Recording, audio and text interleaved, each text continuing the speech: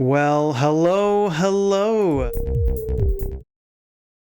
everybody. Sorry about that.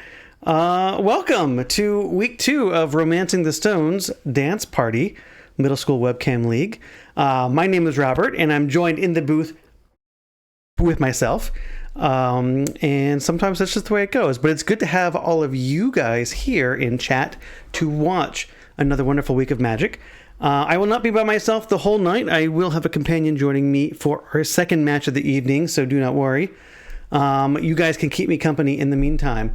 But yeah, we've got Lorian on the left here and Jake on the right, two veterans of the Romancing the Stones leagues, here to bring you some wonderful magic. It'll be great. We have a fun story here. So Lauren has definitely taken down a league or two of ours. I believe he might be part of the illustrious club of winning, the only person to win more than one league, I think right now, which is great. Jake, on the other hand, fighting for his first on-camera win. We were talking before the match started that he hasn't won a game on camera in our leagues yet. So looking to see if he can convert that here. But Jake is going to keep 7. Lauren is going to mulligan into 6. And Jake's going to be on the play. And he's going to start off with the City of Brass into Cabal Therapy. Blind. I don't know if he's going to name the correct thing here. But we'll see here. So Cabal Therapy doing great things for coverage. We get a good look at Lorian's hand. And we're going to get to see that as the game progresses here. We're going to go with the Mountain into Jackal Pup. And the message has been sent. We are here to reduce Jake's life total to 0 as quickly as possible. Lorian clearly on a red aggro deck. Jake is bringing what appears to be a 5-color zombie infestation deck. So I see quite a few different colors in here. So there's a lot happening here. And we're going to see Jake go ahead and resolve that zombie infestation off of a mountain. Now, this City Brass, not going to be very friendly towards Jake's life total. So we'll see if he can develop his mana a little further to loosen the stress that's going to place on his life total. But Lauren's going to go ahead and declare an attack. And we're going to see if Jake goes ahead and tries to make a blocker. He'll discard a Sligh, very powerful here, and attempt to block. Lorian is contemplating if he's going to bolt. He does have a bolt in there. Let's see. I mean, we could block. Otherwise, we trade with the 2/2. Lorian will drop down to 18 if so. All right. So it looks like we're just going to trade the resources there. So. And Lauren's going to go ahead and play a Grim Lavamancer. That's good. All right, well, there we go. So deciding the bolt is better in hand for now. We don't really want to fight this zombie infestation that way. Jake's going to return Sligh to hand. And we're off. So I think, Lauren quickly identified that this grand plan, where the Jackal Pup is not really where we want to be. We're not going to beat the zombie infestation when Jake's got something to recur the advantage with, like our Sligh here. Jake is able to deploy a non-painful rainbow land in the form of Gemstone Mine. 3 mining counters will go on there. We're going to use one of them, and we're going to cast our Sligh. That is an interesting sign here. So Jake will drop down to... okay, so we're recast it so we can flash back this Cabal Therapy. I like that play. I think that's very, very heads up. It's going to force Lorian to cash in this Lightning Bolt, I think. And he decides not to. He decides to let it resolve, and Jake says, you know what? I don't care about the Lightning Bolt. Let's take this Ball Lightning that we know is going to come in next turn. And that does provide the second card for Grim Lavamancer, but that Grim Lavamancer has Summoning Sickness. So we're not going to be doing that. And Jake quickly identifying that we're not at that stage of the game. So I think we're just going to bolt instead and use the resources we have. So it looks like next turn we'll play this Curse Scroll We'll play a mountain, and we'll be left with one card in hand, which is the right amount of cards when we are playing a curse scroll. And it looks like we're going to play Seal of Fire. Okay, so I like this. So we're going to insulate ourselves from some more hand disruption.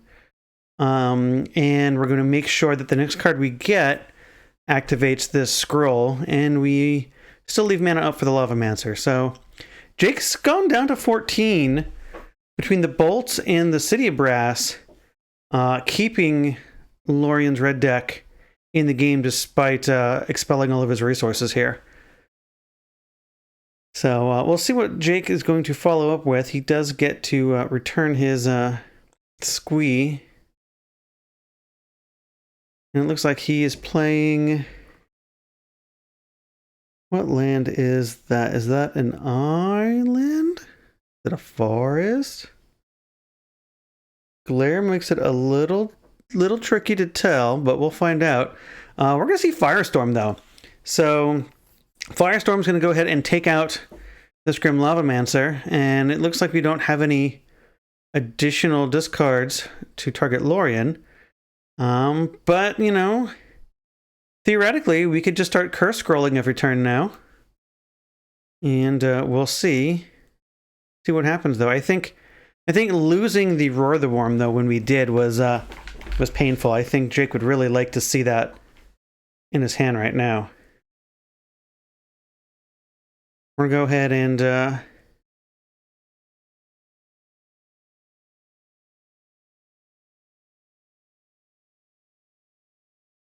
let's see, it looks like we have made a Roar the Worm. There we go. So we are making the Roar the Worm. We are making a 6/6. Don't ask me why, chat. I was talking about Roar the Worm like it was Arrogant Worm. Too many discarding worm cards here. Roar the Worm going to the graveyard in the beginning of the game is absolutely just fine as Jake converts it into a 6/6, which is a pretty big roadblock for the mono red deck. Not a lot of cards answer this very well. Lorien does end step to the curse scroll, revealing another curse scroll here, hoping to have drawn another land so that we might be able to drop a land and maybe play this curse scroll and still be able to activate the other one. But looks like all we can do is pass. Jake at a virtual 8, but Lorien 3 attack steps away from the game being over.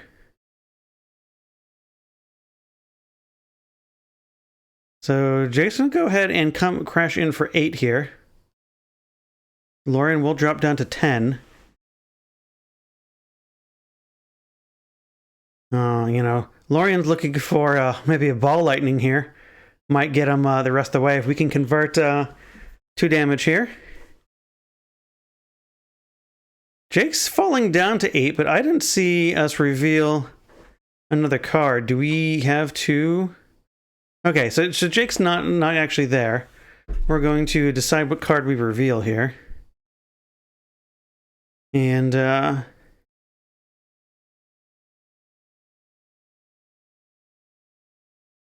Ball Lightning doesn't quite get him there because Jake does have 2 cards in hand to make a blocker, but it would probably propel him where he needs to be. So we're going to reel a card at random. It is a Fire Blast. Okay, that is step 1. We're not going to deal 2, but if we can get a Ball Lightning right here, right now, that could be the game. We do have quite a bit. Is this the Ball Lightning? It is! Lorien does draw the Ball Lightning. That appears to be enough damage here. We've got 12 damage, and Jake can make a blocker. So we will trample in for at least 4 damage. We've got the Fire Blast, we've got the Seal of Fire, and Lorien may have just snuck this one right past Jake, despite being a card down. Jake going to go ahead and try to do the math and realize the math does not add up in his favor, and holy moly, Lorien takes game 1 off of the top deck, Ball Lightning. So we've been having a chat about red decks in our Discord lately, and we were talking about Shivan Gorge, which led us to Grim Lavamancer and Barbarian Ring, and a comment was made about, you know, why are people actually playing Ball Lightning in these red decks. Triple red can be difficult. It does make playing Wasteland and the Rishadan ports difficult to support the Ball Lightning plan. Lorien said, I'm going to do it, and it has paid off, drawing 2 of them and being able to convert one of them into the end of that game. So there's your reason to play Ball Lightning. You know, we'll see if that pays off for sideboarding here. Let's see what these players got in the way of sideboarding. So let's start with Lorien. Red deck. What do red decks have? Red decks have ways to deal damage and ways to hopefully stop your opponent from stopping you from dealing damage. So we do have access to a number of lava darts. It looks like those are good. We have some Price of Progresses in the board. Those are great. You know, Vortex, Pyroblast, Red Blast effects, some artifact destruction. It's very typical red deck style stuff. I would love to see, you know, perhaps, you know, Price of Progress. I'm not sure if Lorien, you know, picked up on the nature of how many colors Jake is trying to play in this deck, but it has a lot of non-basic. So, you know, normally I'm not very big on Price of Progress, but there are some decks where it's very good against. I think this might be one of them. So we might see, you know, Jackal Pups coming out of the deck. Bring in, you know, these Price of Progresses. Lava darts, not a lot of 1/1s. Shooting down zombies, not very great, so probably not going to see those. Don't need to see a lot of artifact destruction. So I think we're just going to find ways to, you know, move the game at a faster pace. So probably Price of Progress, maybe this Vortex, we'll see. But hey, we got some cool cards from Jake's side as well. We've got some additional hand disruption. We've got what looks like to be, you know, some number of sickening dreams. It looks like some artifact and enchantment removal. And 4 lovely copies of Ivory Tower.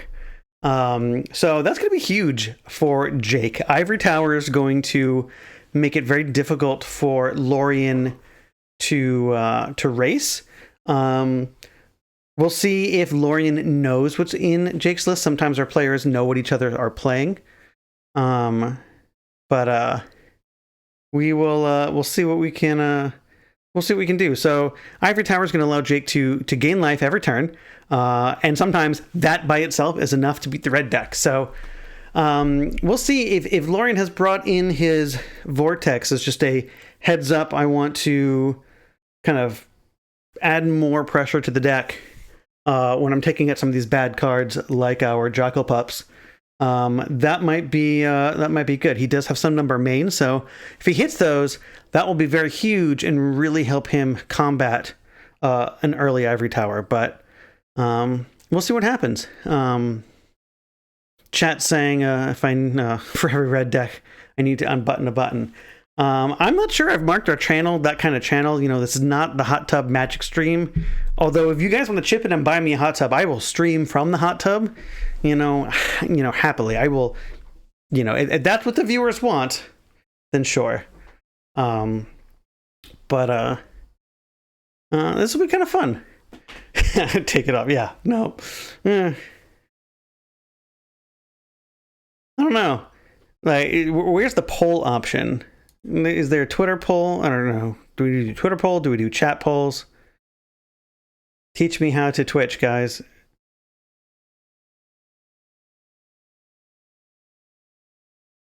If that, what's my waifu wants? Yeah, maybe. I don't know. If you can get her to tune in to the chat, give me those bits. We'll see. But as our players here finish their mulligans and shuffle up, I'll be excited to see what what happens this match. I think we can see the red deck might struggle against some of these things. Zombie Infestation comes up the ground. 6/6s are impossible to deal with. But the speed that Lorien's deck can have with some of these explosive cards like Fire Blast or the full set of Ball Lightnings here, he can really take the game if Jake doesn't have the right accumulation of cards. Players considering their mulligans. Looks like Jake is thinking about it. Tells me that he either has an ivory tower and nothing spectacular to go with it, or doesn't have an ivory tower and is thinking if he should go for it. Lorian's deciding, this 7 is not good. Let's go for 6. 6 did work out for him last time on the draw, so he has a game to kind of figure this out. If Jake does have the ivory tower and catches Lorian off guard, he'll have a one more sideboard option to kind of figure that part out. We'll be good. I'm excited to see a good old classic red deck. It's nice to see. In our previous leagues, we've had plenty of red decks, but we keep having lots of different flavors. I think there's a lot of space in this format to kind of figure out what the best sort of aggressive red strategy is. What might be the just a lot of ways to take red. Last league in the top 8 we had Raja's burn deck. It wasn't even Sligh. There weren't any creatures in there. It was all burn. That was kind of cool to see. Had the kind of gimmick combo of Chain of Plasma, which allows your opponent to discard a card to copy it. But if paired with Guerrilla Tactics, so if your opponent copies your Chain of Plasma, you get to discard Guerrilla Tactics to deal extra damage. It's really fun. And we're going to see Jake send a message here, opening up with what appears to be a Plains into Ivory Tower. So Lorian already on the back foot here, trying to find his cards to combat this Ivory Tower. And I don't know if Lorian can win if Jake does nothing but draw cards and play land until he gets a zombie infestation and his recurring squeeze. It looks like we have the fork, we have squeeze, but it doesn't look like we have any Krovokian horrors, which we've seen in similar versions of this. There is a land tax component to this deck as well, so plenty of ways to fill our hand full of cards, which is going to make it real difficult for Lorian to catch up to this Ivory Tower. So Lorian's hope is that in a couple turns, we are able to deploy Sulfuric Vortex and try to catch up. And that maybe Jake has a slower start. So, Plains into Swamp. We'll see Cabal Therapy. If I'm Jake, I'm probably naming Vortex. What would you name, chat? Would you name Vortex too? All right, we're going to see. We're going to get a peek. So we're going to see Price of Progress against the 2 basics. That's unfortunate. A Bolt. It looks like a Fire Blast, another land, and then why can't I tell what that card is? That is an Incinerate. That is the 5th edition arts Incinerate, where all the arts changed. Chat also saying they might name Vortex. I have to assume that's the name. With Land Tax Ivory Tower, this feels like the wombo combo to beat Jake. And Jake now gets to know about these Price of Progress that have shown up in here. So he can choose to just not even deploy any non-basics. Those cards are very valuable in this hand. They will gain life to Ivory Tower. Jake decides he's going to deploy a Chromatic Sphere and choose probably not to play a land. So we can maybe start activating this land tax soon. Because Lorian absolutely needs a 3rd land if he's going to play this Vortex. Now, Lorian does have a mystery card. We'll see if it is a land and or Vortex, and if that's what we draw into. So, yeah, chat. Jake doesn't have to play cards here. I don't know what the advantage is of playing the Chromatic Sphere. Unless we really want another color that we don't have. We have access to all the colors that we need. There are some main deck answers to a Sulfuric Vortex here. So, but they do require white. So we already have the white. I'm not sure why we're playing that sphere, but Jake may have a plan. even gaining like 2 life a turn is probably enough here, but Lorien deciding to not activate the land tax, or doesn't even have the option to, but we're just going to follow up with a couple of incinerates here. And Jake, despite this ivory tower, is still at 15, so going down on cards and maybe not gaining as much life as possible is might be a little suspect here. But I think we've reached the phase where Jake realizes he doesn't need to, and Lorien has the 3rd copy of Incinerate, which I find interesting. Jake down to 12. I don't know if that's accurate. I feel like he's not gaining the life he's supposed to. Jake up to up to 13. So maybe we weren't even at the life gain stage, and now we're just trying to get there. Maybe we thought Lorien would activate this land tax. Yeah, wow. So yeah, this chromatic sphere was worth maybe what, 2 or 3 life, which seems rough. So Lorien can go ahead and cast a bolt into bolt, and that might be it. Like, if Jake's at 7, we've got 2 on board, another one in the hand. If we've got a burn spell, that's the game. Wow. So Jake's at 7 at a virtual 2. Jake is at a virtual 2 with known information. 2 mystery cards for Lorien, not going for it. So maybe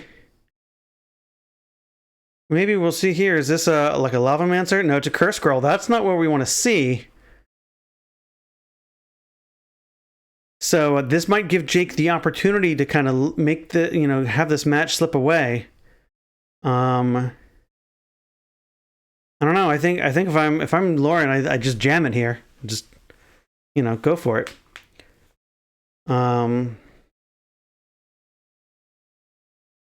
So chat pointing out that this dead price of progress is costing Lorien. Yeah, I think there are a lot of non-basics in Jake's deck. But, well, there are also a lot of basics too. So, Jake not having any of them is certainly an issue. And this is one of the pitfalls of why Press of Progress is so polarizing here.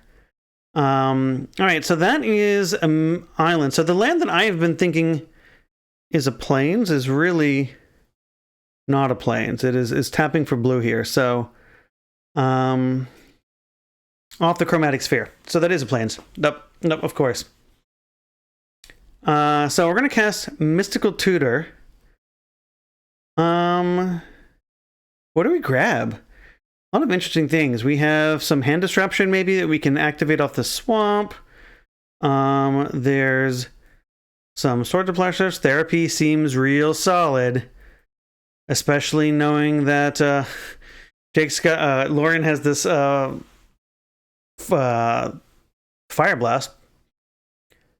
Can Lorien afford to cast the Fire Blast here? I don't know.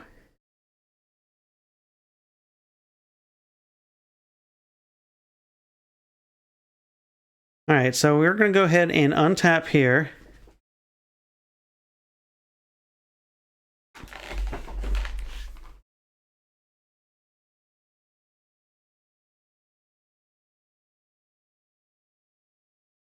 We're going to draw our therapy.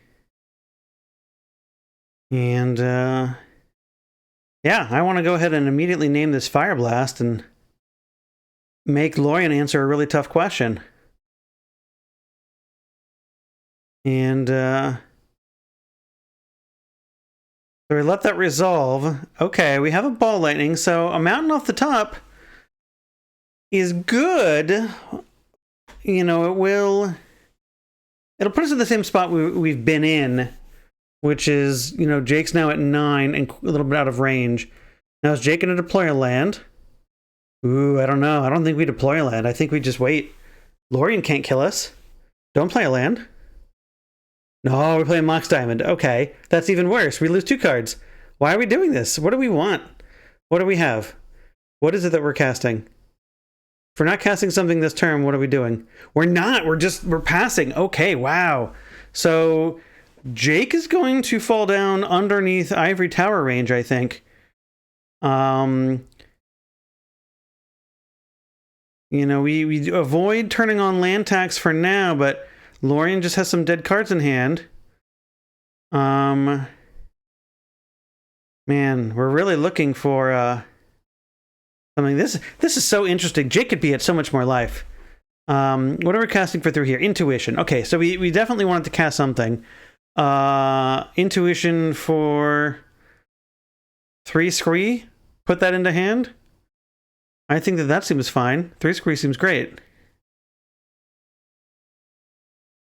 Chat agrees. This is good. Validation. All right. Well, this game is gonna slowly slip away from Lorien here, which is a testament to the draw that Lorien had in some of Jake's decisions. As I don't think Lorien had any business being in a position to win this game off of turn 1 Ivory Tower like that. So we'll see here. Jake's going to return these in his upkeep and go ahead and gain 2 here. 3. Okay. We do have the full grip. Okay. And we're gonna play Zombie Infestation, and now we've got the win condition. So we've got the shields with Ivory Tower. We've got the win condition. So we've got a Mog Fanatic. Okay. Did Jake draw for turn? You know, I don't know. I'm going to assume the answer to that is yes. Which would still put him at 7 cards in hand, if so, off the Zombie Infestation. He'll return these 2. He should gain 3 here. He should be at 7. No, he's at 6. Okay, so I don't know. Maybe questionable. But now Jake back up to 14. I think the match is very much the game is very much out of Lorien's reach now. I think we would need something big like a land into Vortex.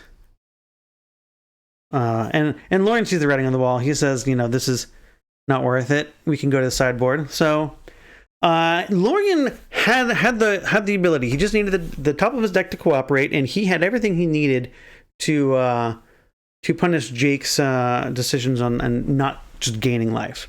But Jake is going to pull that game out and correct the score here to 1-1. We're going to go to game 3, which will be great. Lorien does have the ability to answer this Ivory Tower a number of ways. We do have the vortexes, and we do have a number of artifact destruction spells that we could bring in if we want to. It's unfortunately a little bit narrow, although we did see a Mox Diamond, so we do know that we have some targets there. We do have some Chromatic Spheres, so if we wanted to, you know, if we can answer an Ivory Tower and then maybe have some extra cards, we might be able to attack some of Jake's mana fixing. But you know, so we'll see if Lorien decides to bring those additional spells in. Now Lorien will be on the play here, so he's going to be incentivized to be as aggressive as possible. And we can see, you know, this red deck is definitely capable. We've got, you know, the Incinerates, the Lightning Bolts, and even these Ball Lightnings, which have proven to be effective at bringing Jake down. So it'll be interesting to see what Lorien can do on the play here. We'll see if he keeps the 7. He's mulliganed twice so far. Is not Jake from State Farm? I'm sorry, chat. If you'd like to get Jake from State Farm into our leagues, please invite him. We will be happy to put him on stream, have him play, you know, teach him the love of middle school. No problem.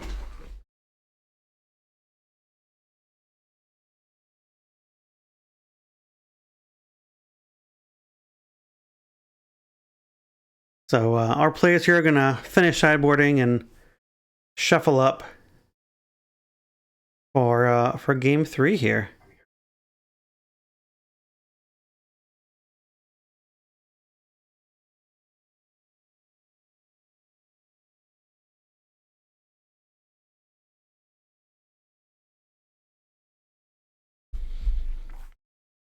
Like a good neighbor. Yep. So chat, who are you rooting for in this game of 3? You're rooting for Ivory Tower Jake over here with zombies. Feels like a mausoleum theme going on here. Or are you rooting for Basic Mountains? Let me know.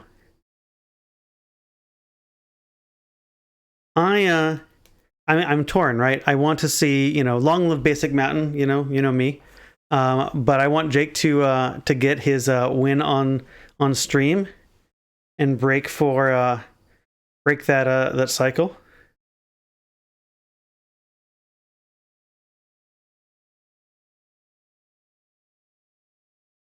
We want the Lord of the Pit to attack. Yes.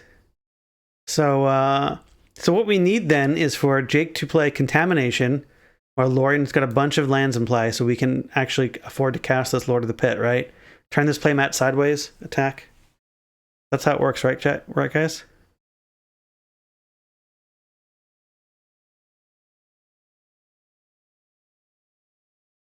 I think, what, is Lord of the Pit now a companion?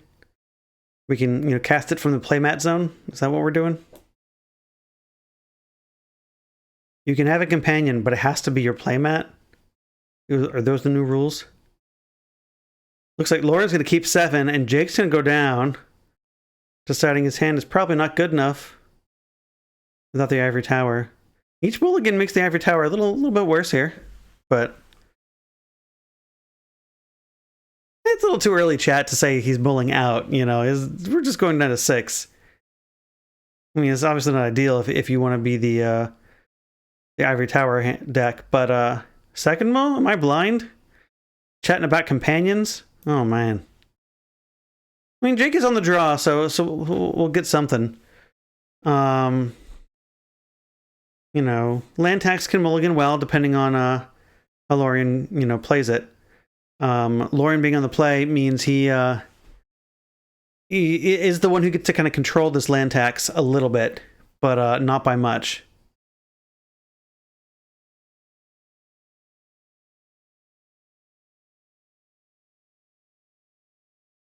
All right, so Jake considering this 7. Are there 5 keepable cards in here? Is this good enough? Looks like we found 2 to bottom. Thinking.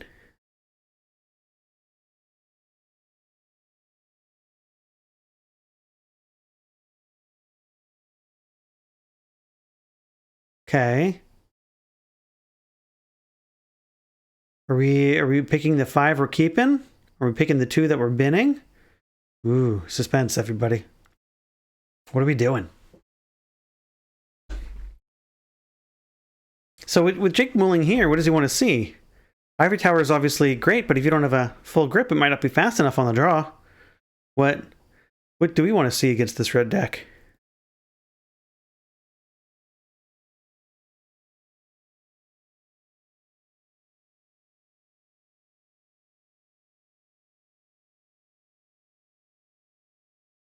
Land tax is, yeah.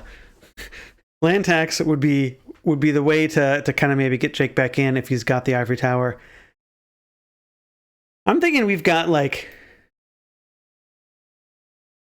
a capable hand here, but we don't know what cards are actually going to be the winning combination here. I think it could go a lot of ways, and I think that's what Jake is in the tank for. All right, so those 2 cards are going to the bottom. Jake's going to say, I'm good. Lorian's going to go ahead and start us off here with Basic Mountain and Pass. So no 1-drops for Lorian in the form of creatures here. We're going to see if we got any end step effects. We do. We got a Bolt. We're going to go aggressive. That's fine. Jake follows up with his own mountain. Lorien's untapping here. Draws his card for turn. And what do we got? We got a Bloodstained Mire pass. So if it's anything like the previous game, Lorien's got a full grip of Incinerates. So we'll see if that's the case here. So I'm wondering if Lorien brought out any of the Price of Progress. Sorry. Ooh, but we do see a non-basic land from Jake. So Price of Progress is now activated. Now it is the Undiscovered Paradise. So if we've got the land tax, we can get back underneath it. But Lorien's going to go ahead and instep a bolt, indicating that we are just trying to empty out our hand as possible. All right, so we've got 3 mountains. We don't have a 3-drop though.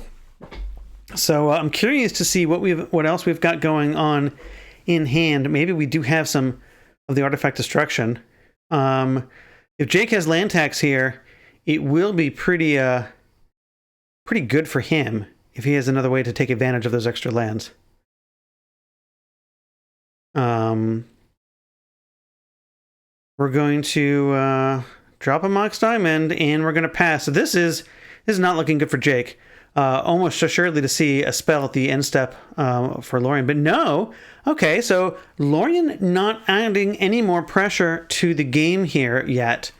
Very curious. We're going to go ahead and drop another land. Now we're in the territory with 4 land that I really hope we see a scroll rack, or not scroll rack, but a curse scroll. Something to take advantage of this land every turn. But it looks like we may be passing. Chat pointing out we've got intuition mana. It's very true.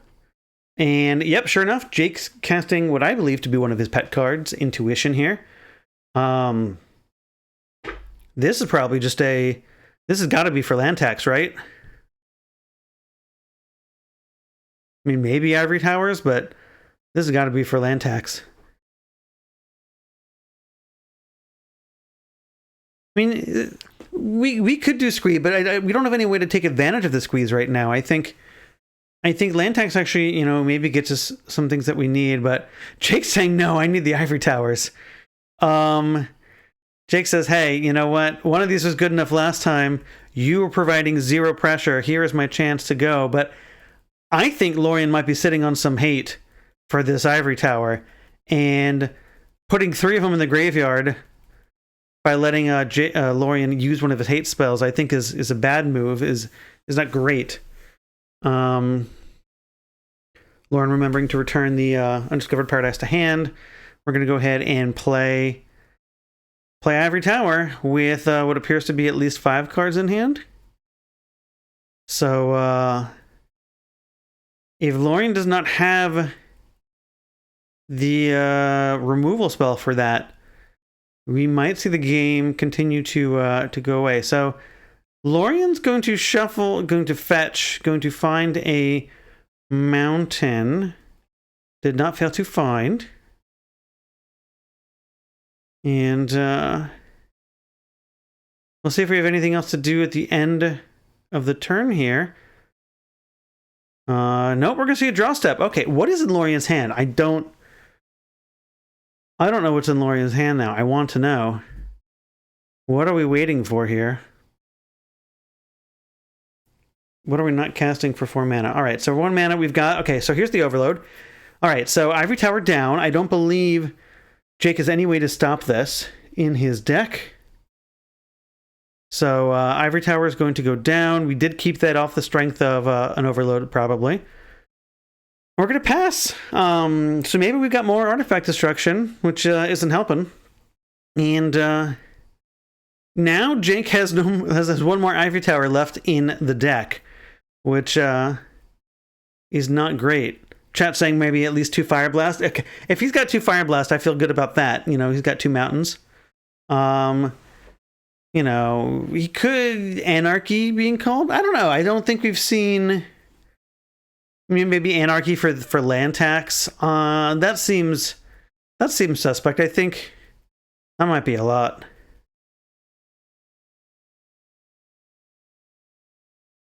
So it looks like we are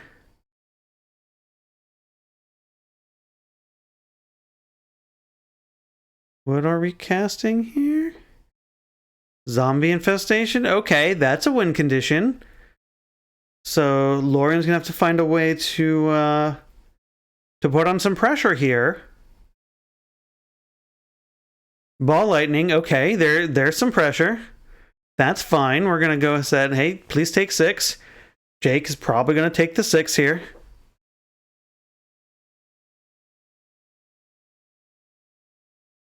Waiting for Jake to tap out. I don't know if we've been sitting on ball lightning. I feel like we would have done this a lot more. Okay, so double fire blast. That's the game. That's the game. All right. Well, chat called it. Jake Lorian sitting on the double fire blast there is going to go ahead and take this game down 2-1. Off the strength of ball lightnings. So if you were not a believer of ball lightning, you can watch this video and see that it dealt a lot of damage very quickly, coupled with the requisite amount of mountains for double fire blast. This is how the red deck draws it up. This is how you want to win. You answer their hate card, put them in a tight spot. Jake obviously down on cards from his mulligan, not the best way to start off game 3, but Lorian able to take advantage of that by just, choosing the right time to deploy his resources. So congratulations to Lorian there, and that's great. But hey, that is not the only match of Magic we've got. We do have another match coming soon, but hold on a moment, because now that I have your attention, I want to talk to you a little bit about Romancing the Stones. So, Romancing the Stones is a group here in Austin, Texas. We host a number of events throughout the year, middle school webcam leagues, vintage events, and our end-of-year invitational.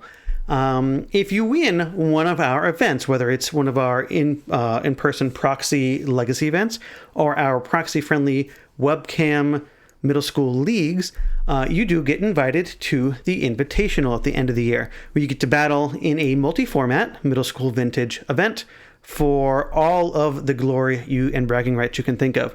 But if you show up to our events, there's usually some amount of participation cards. If you play in our webcam leagues, you get mailed something cool most of the time. But there are these trophy cards, and the trophy cards are a lot of fun. So I'm going to show some of them off to you real quick.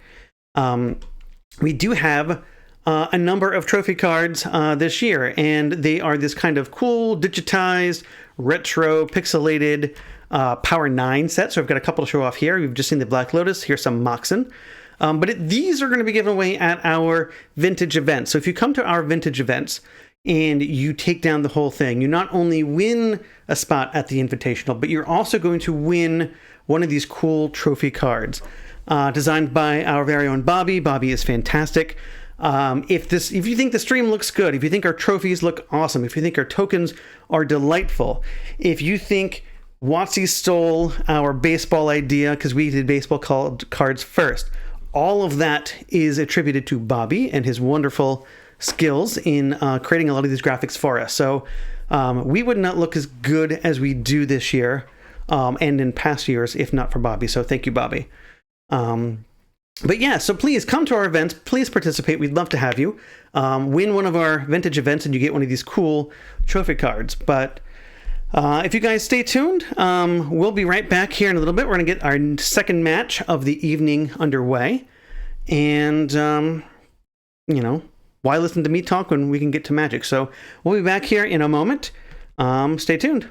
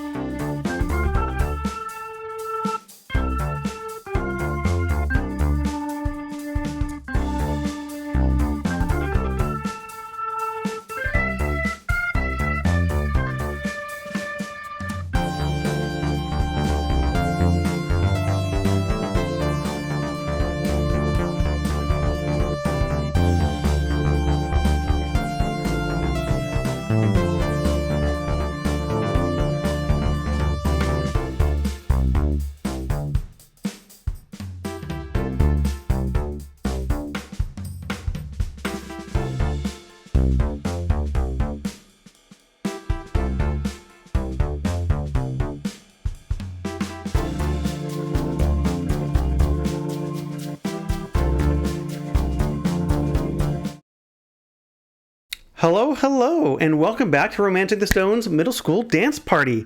I'm Robert, and I'm joining the booth with Webb. How's it going, Webb? You know what? Hold on. We can't hear Webb. Hold on just a second. We're gonna refresh Webb, get that taken care of. Apologies. Microphone appears to be muted. But that's okay. We'll work through that live here. As we have Mike and Ty joining us for our game 2.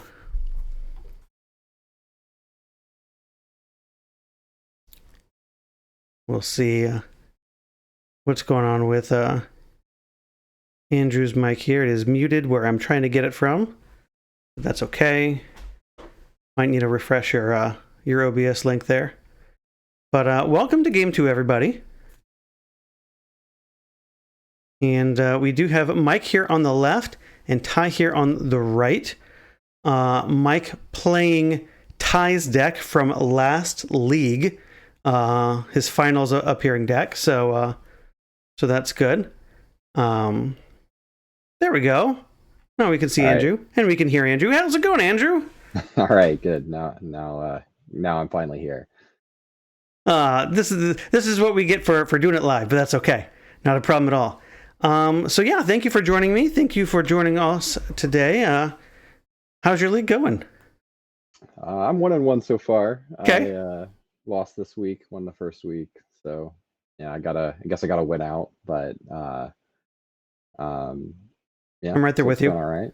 I'm excited to watch Ty play against himself here. Yes. His deck from last league versus his deck from this league. Yes. So the deck that Mike is on, Ty did take to the finals last league, where he showed me that I cannot beat a single wild mongrel. So there's that. So we will see some wild mongrels today, hopefully.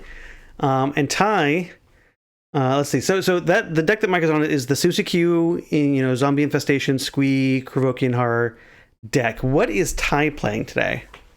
Yeah, so Ty's playing Dragon Combo, and it is dedicated Dragon Combo. He's trying to go as fast as possible, which for those not familiar with Dragon Combo, it's kind of a weird combo, but it's very fragile. You can interact with it with enchantment removal, creature removal, graveyard hate, counter magic. However, Mike has none of those things in his main deck. So I think like game 1's gonna be really tough for Mike. Like he's gonna really need Ty to just kind of spin his wheels and fall apart here. Sure. Well, and that's not the case. Yeah. No. So Mike opens up on his pain land plus the root walla here. Not the best way to cast a root walla. And Ty responds with a very, very powerful careful study here. So we can see the game end next turn if Ty has the land drop. Possible. Yeah, if Ty has land drop and animate dead, the game is over. So explain to chat why the game is over if that's the case. Yeah, so it's a strange combo. So you play Animate Dead, it brings the World Gorger into play. When World Gorger enters play, it exiles all other permanents you control, including the Animate Dead. And then when the Animate Dead leaves play, you sacrifice World Gorger Dragon and return all those permanents back to the battlefield. And it blinks your permanents in and out of the battlefield an infinite number of times. And each time you can tap your lands for mana. And the loop you can't really interrupt the loop, but you always have the option of putting the Animate Dead on something else, or you can cast instants in the middle. And so in this case, he had a Laquatus. Laquatus champion. Yep. Yeah, Laquatus champion in the graveyard, and so he generates infinite mana, looping his 2 lands in and out of the battlefield for mana. Then eventually attaches the Animate Dead to the Laquatus champion, which has an activated ability of pay 3, I think, to mill a player for 2 or for 3, and he could just mill Mike out. Yeah. So he just got the turn 2 kill, which is this deck is actually very good at getting turn 2 kills. I think this is probably the fastest Goldfish deck in the format. You can either Entomb turn 1 or Careful Study turn 1 to get a World Gorger into the graveyard, Animate Dead the second turn, and win the game. So Ty just showed the win by moving the Animate Dead to a Laquatus champion in his sideboard, but he has other ways to win. His main other win con is actually casting Whispers of the Muse to draw all of his library until he finds I don't know if he has a Stroke of Genius in his main deck or if he just has Cunning Wish to go get the Stroke of Genius to cast Stroke on his opponent to melt him out. It looks like it is just the sideboard. So we've got some number of Cunning Wish in the main deck, and there's a Stroke in the sideboard to grab and make your opponent draw the card. So if you have the Gia's Blessing in your deck, you're still not out of the woods. Well, the Stroke of Genius will get you, right? Well, yeah, right. Yeah. Stroke of Genius is there, so you can't, if you can't be milled out because you've got like Gia's Blessing or something like that in your deck, right, then Ty does have an alternative plan. Right. But yeah, so that was game one. Ty takes it very quickly. We see being on the draw not consequential here, having the best possible start I think this deck can have, just having it all. So. We'll see what Mike can bring. What options did Mike have to interact in game two? Yeah, so he's got a lot that he can bring in. I mean, I think he's bringing in, maybe just 7 cards. He's bringing in his Cabal Therapies for sure. Just 7, sure. And his Naturalizes for sure. Sure. I think the unfortunate thing for Mike is that is literally the only cards that probably matter. Right. Like he needs a clock, and then he really needs one of those cards to keep Ty from killing him very, very quickly.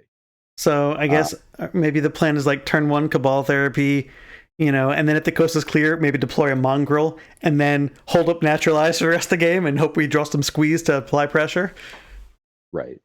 Yeah. Yeah, and this is I think the third time Ty's actually played this deck, and he's iterated on like his protection plan a little bit. His main protection now is Abeyance, which is like it kind of deals with all of the problems, but does kind of require him to have extra mana to do his thing because he's got to cast the Abeyance and then also cast the Animate Dead. Right. I think in the first that like there's some cards that you think you want to play. I think the first time Ty played this deck, he put Null Rod and to protect himself from Tormod's Crypt. Wow, and sure. He put Defense Grid. But notably, both of those get exiled during the combo. Right. And give your opponent an opportunity to crack their Tormod's Crypt or plow your yes. Lord Bridger. So, yeah, they absolutely do. Abeyance is really quite a good solution. It's like you either probably using Abeyance or like discard spells to clear the way. Yeah, that's fair. Maybe Orm's Chant, maybe, but Abeyance actually keeps your opponent from casting, from activating their Tormod's Crypt as well. Oh yeah, that's actually a very big draw. Absolutely. So, do you see a deck like Dragon in Pre-Modern at all? Is it? No, I mean, so this is one of the Pre-Modern is very conservative with their ban list for combo decks. So both Entomb and Worldgorger Dragon are banned in Pre-Modern. Kind of hitting both of those cards feels a little bit like overkill. Like if you have Entomb banned, you could probably let the Worldgorger Dragon combo live, but right. But Pre-Modern has a very conservative approach with the combo decks, and Middle School has a much more open ban list. And part of the justification is like we have Force of Will legal, so you can interact with this turn 2 combo, even if you're on the draw with a blue deck. But I would say like lots of colors can interact with this combo, like Graveyard Hate, Enchantment Removal, Swords to Plowshares. All these cards interact with the combo. So if you're not ready for it, like it's just going to get you very very quickly. And you see Mike mulliganing pretty aggressively here because like I think Mike realizes he has to have at least a therapy to have a chance in this game. Right. Yeah, if we're mulliganing to therapy, if we don't think the disenchant or naturalize is good enough, what do we want to name with therapy? Like what do we do in the blind on turn 1 if we're turn 1 therapying? Yeah, it's pretty tough because basically Ty has like an even split of Animate Dead and Dance of the Dead, I think is what it's called. Dance of the Dead, yep. Yeah, and both those two cards functionally do the same thing for Dragon. And you obviously don't want to name Dragon. You're just putting the Yeah, graveyard for that's him. yeah. You could name like the win con, which is usually Whispers of the Muse. Or you could name Entomb, and if you're on the play, Sure, and just hope to like not let him set up. But like sure. I don't know, there's not like a really easy solution. I think hopefully you just have you just have like a creature that you can sack on turn 2 to flash it back. Like my default would probably just be to like name one of the 2 reanimate spells and then flash it back to name the other one. um Sure. uh or you see his hand and name whatever the problem, like You whatever you know, need to yeah, name. maybe. I mean, there are a number of let's see. No, there aren't any really discard spells from Ty's deck. It's just really turbo. So maybe it's possible Mike could take the turn 1 to play his Root Walla, and then on the next turn, depending on what Ty has done, could just go after the if he's been able to put the World Gorger into the bin, we could go after the 2 different animate dead spells on both halves of Cabal Therapy, possibly. That might be an idea. Sure, yeah. Yeah, that's reasonable. I mean, it looks like Mike's going to be on 4 cards, I think. Mm. So I mean, it's not looking great. land therapy 1-mana creatures might be good enough, right? Yeah, I mean, we might be trying to break the record for fastest match on stream ever. Here. Ty. Well, so I didn't actually take a look at what Ty was playing until moments ago, and I'm just dumb luck that we made him the second match, because I'm not sure our players would have been ready to play their next match if the games are going quickly. Yeah. The deck Mike is playing, it got second in our last league, and here it's just like, oh man, like he's just getting stomped. But it's the kind of deck that really preys on control decks and fair decks. Like it's really Sure. good at grinding out a long game. Yeah. It's really like, especially the way it's built, it's really built for those fair matchups without like the Cabal Therapies all on the sideboard. So it's like really not well established for beating combo decks. Sure. So it's kind of just like a choice in how the deck was built, that you're giving up a lot of percentage points against combo. That makes sense. Conceding game 1, especially for our leagues. We haven't seen as much combo make it to, especially the top 10 or the top tables. It's usually just like a Dreadnought deck maybe, but Mike's start here off of the Painland into Root Walla is the best start possible if we have a therapy in hand. Right, yeah. So we'll see if that happens. Ty's going to follow up again with the careful study. And do we have the same thing again? No, okay. No, we don't have the dragon. Okay, so... And this is something about these combo decks in this format. Like you don't get a lot of tutors. And so, sometimes they do spin their wheels a little bit trying to set up the combo. They're not always the most consistent. I think Ty actually said that on stream last week while he was doing commentary. And being the pilot of one of those combo decks in this league. Now, he does have redundancy. He has, multiple copies of the Reanimate spell. And he has Entomb, as well as the 4 copies of World Gorger Dragon that he can discard with either Careful Study or Frantic Search. Right. Yeah, certainly plenty of ways to draw it and discard it. So, I mean... We'll see. Mike choosing this opportunity to go ahead and deploy a wild mongrel. So we've got some pressure on the board. We'll see if we can have some hand disruption.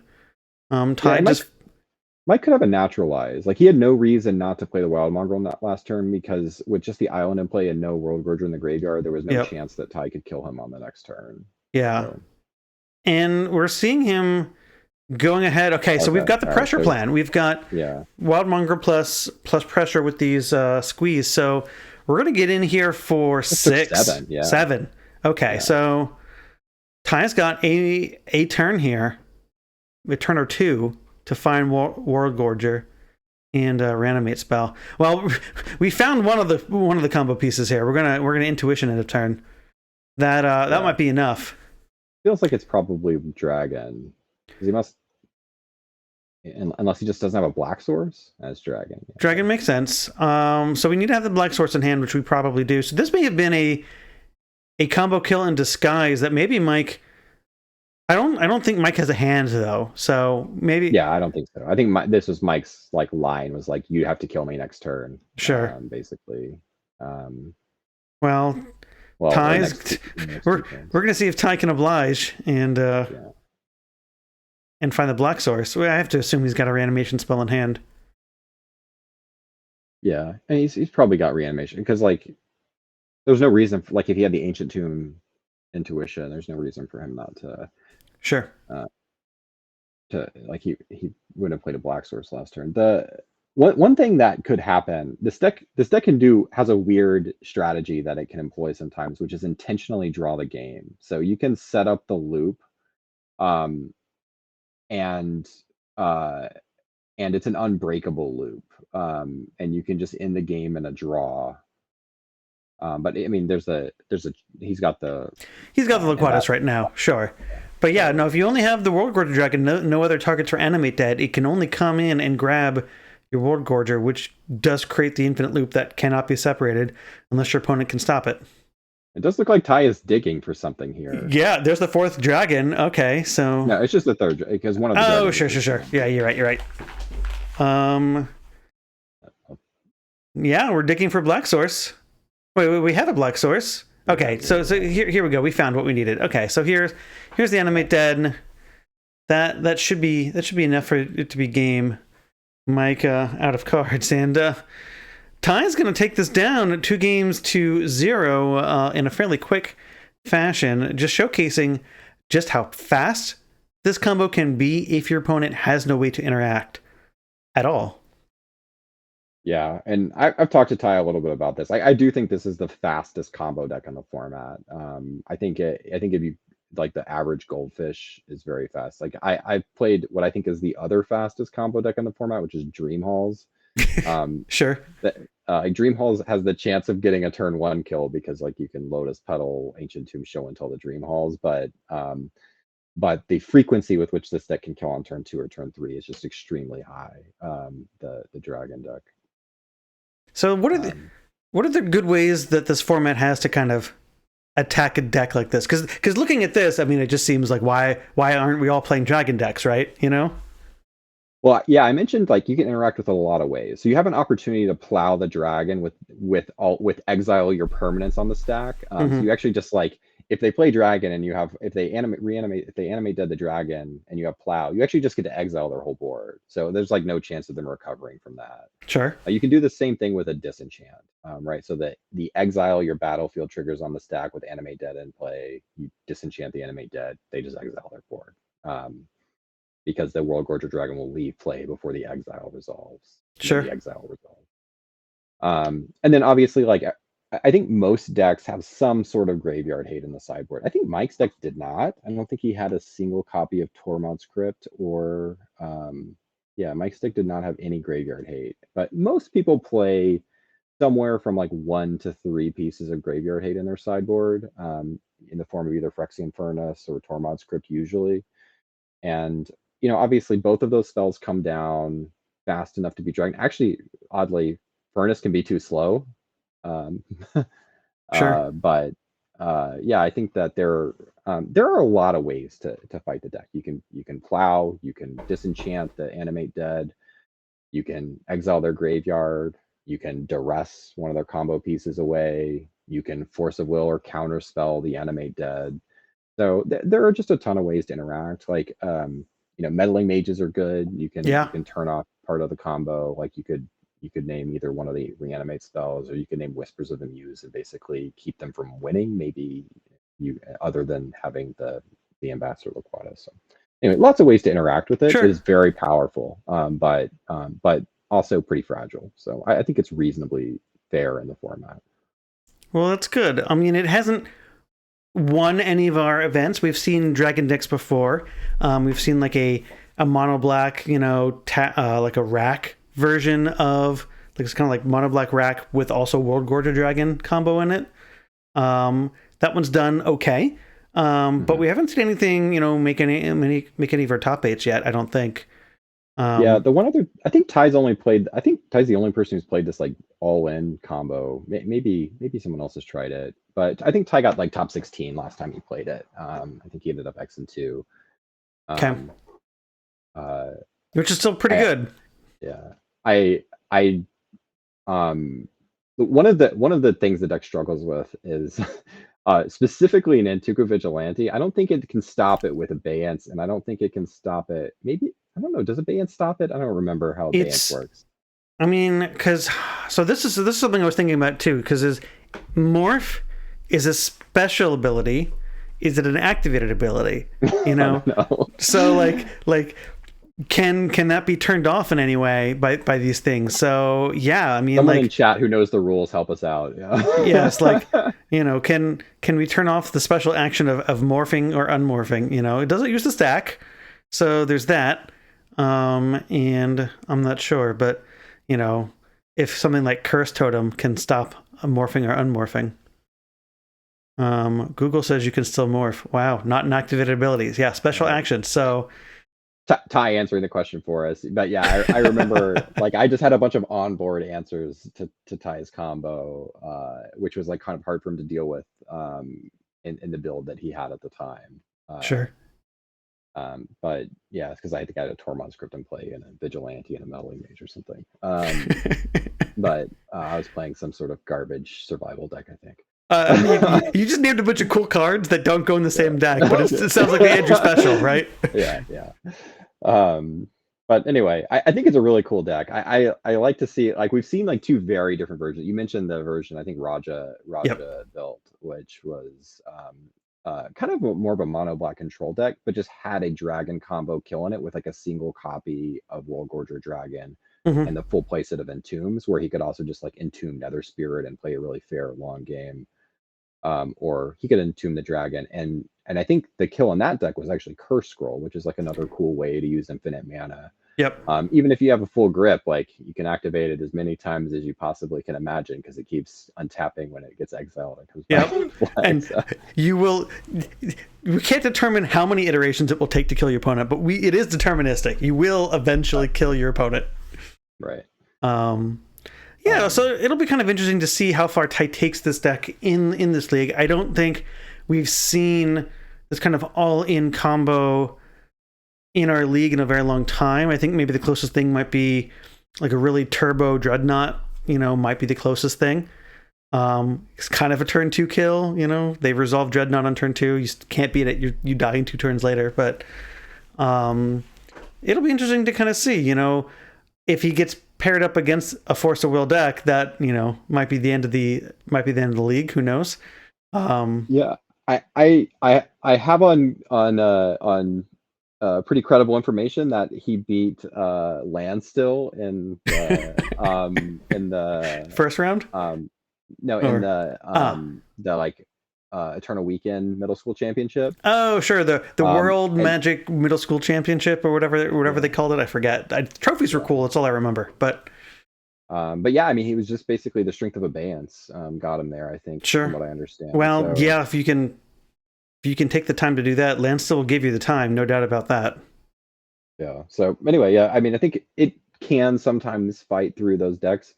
You know, I think like when you can attack it on a variety of angles, it's a little bit harder probably, as well as like maybe apply some pressure while having answers. But not a lot of decks in the format really do that. I mean, you can play some sort of tempo-y decks, but most of the decks that play a lot of counter magic, they kind of just play a lot of counter magic and not a lot of pressure. So I will tell you, my favorite way to beat World War Dragon is Ankh of Mishra. Okay, that's a pretty cool one. Yeah. Yes. I don't know that he can do anything about that with his list. No. Like maybe he has a Chain of Vapor. Like maybe he can Cunning Wish for a Chain of Vapor. But yeah, that's a pretty cute way to beat them. Yeah. Yes. Now, ironically, it's also how I lose very quickly against Replenish decks, because Parallax Tide will remove all my lands and put them back into play, usually infinitely, and murder me. So, so yeah, you could do silly things like that in this format. But yeah, no, well, that's going to do it for the middle school matches we have for you tonight. We do have 6 rounds in this league, so we've got 4 more weeks to bring you, plus the conclusion of our top 8, which is typically the top 4. So please, keep sticking around. Come back this time next week. Hang out in our Discord chats and have fun. But we'll see you guys next week.